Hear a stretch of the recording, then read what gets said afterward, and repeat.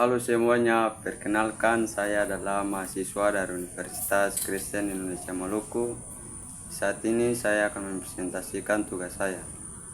Berikut adalah biodata saya dan materi yang akan saya terangkan di saat ini, yaitu yang pertama, konsep limit fungsi.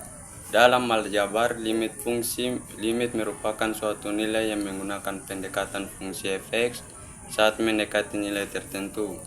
Lebih sederhananya lagi, suatu fungsi tersebut memiliki limit di mana nilai x mendekati suatu nilai untuk fungsi fx. Yang kedua, teori limit. Dalam matematika, limit digunakan untuk menjelaskan perilaku suatu fungsi saat berubah bebasnya mendekati suatu titik tertentu atau menuju tak hingga, atau perilaku dari suatu barisan saat indeksnya mendekati tak hingga. Limit dipakai dalam kalkulus, dalam kurung, dan cabang lainnya dari analisis matematika untuk membangun pengertian kekontinuan, turunan, dan integral. Yang ketiga, sifat-sifat limit. Sifat-sifat limit dalam teorema dapat digunakan untuk menghitung nilai limit fungsi agar lebih efisien. Teman-teman bisa lihat di bawah ini.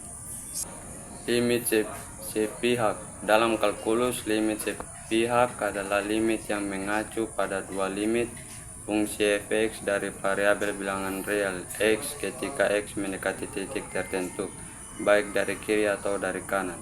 Limit sebagai x menurun di nilai yang mendekati a, x mendekati dari kanan atau dari atas.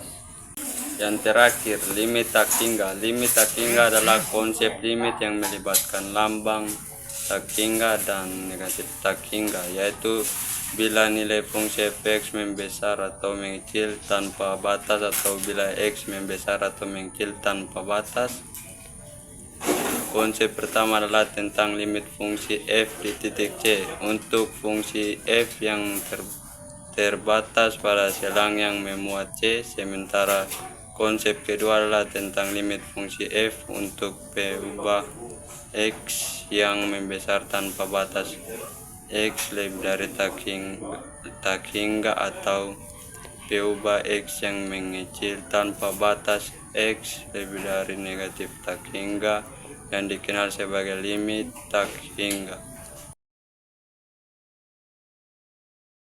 Sekian presentasi saya di saat ini. Jikalau ada salah, saya mohon maaf. Terima kasih.